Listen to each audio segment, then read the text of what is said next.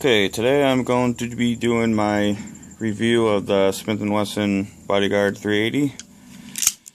I want to show you that the gun is empty before I start. Now this is a pocket gun. It's a double action only. Trigger pull, it's a long trigger pull. It's measured at around 11 pounds, but it's a nice, smooth, non-gritty pull. And one of the features on this gun I really like is when the safety is on, there's a little notch cut out on the slide in the back. Stops the slide from even moving back. So that's, really good for pocket carry especially. You can pocket carry this without a holster. I normally wouldn't, just, it keeps, the holster keeps dirt and lint and stuff out, and also makes it safer. And for mine, I have a Uncle Mike's size 2 holster, which fits this gun perfectly.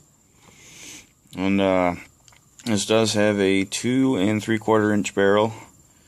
And also the whole gun in length is about 5 1/4. As you can see, it's not big at all. And for being such a small gun, it still holds 6+1, which is actually really good. And it's just typical pocket carry gun. You throw it in your pocket and you can literally forget it's even there. It's so light. It weighs about 12.2 ounces, I think, empty. And the only thing I would change on this gun is the sights. They're not bad. It's still an accurate gun, but it's just black on black sights. At nighttime, that's not really going to be good for you guys at all, or anybody. So I am limited on ammo, so I am going to put about 7 rounds through it just to show you guys the reliability. Also, everyone I've seen that owns this gun is always talking about light primer strikes and stuff like that. I have never had a light primer strike, failure to feed, or any sort of jam with this gun. So I'm going to load it up and show you guys.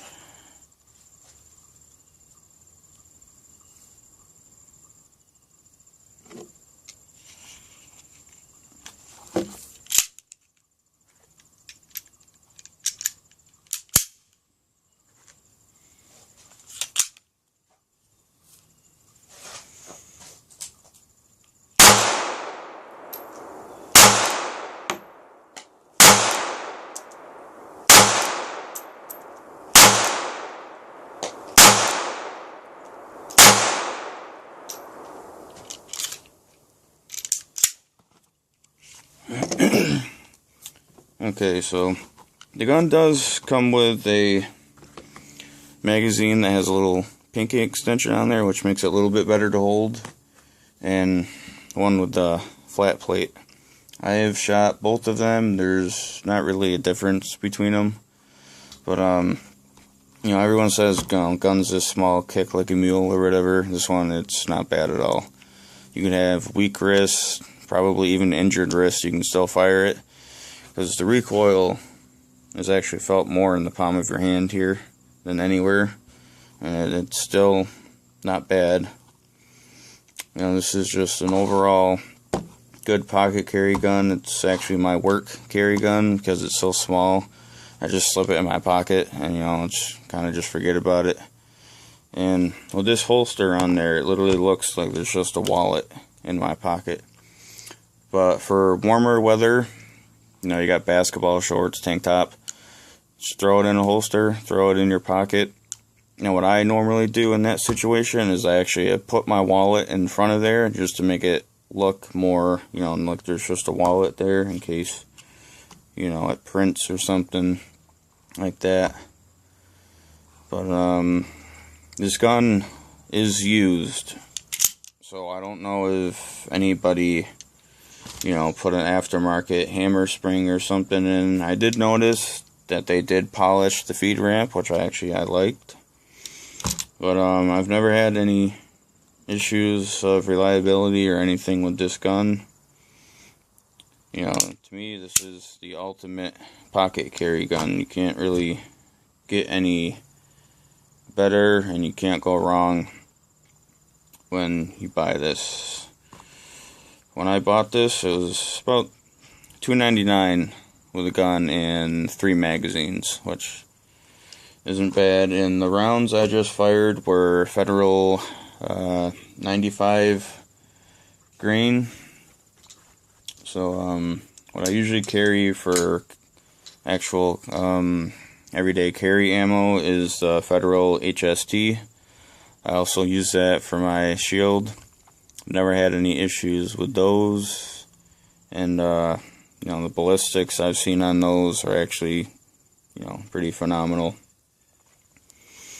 But, you know, for a 380, definitely can't go wrong when you get this. And takedown of the gun is actually, you know, pretty simple. You know, lock the slide back. This little lever here, you know, you just turn it. It is, you know, somewhat of a pain to get it out. You're probably going to need, you know, a knife or something to pull it out. So I'm not going to do that now. But you just do that.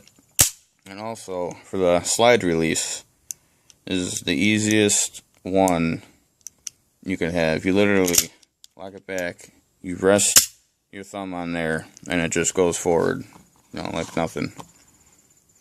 But one of the things about double action pistols that I figured out was easier to shoot is, instead of, you know, pulling the trigger all the way back and letting the gun, you know, go back a little bit, is to aim where you want it, where you want to shoot.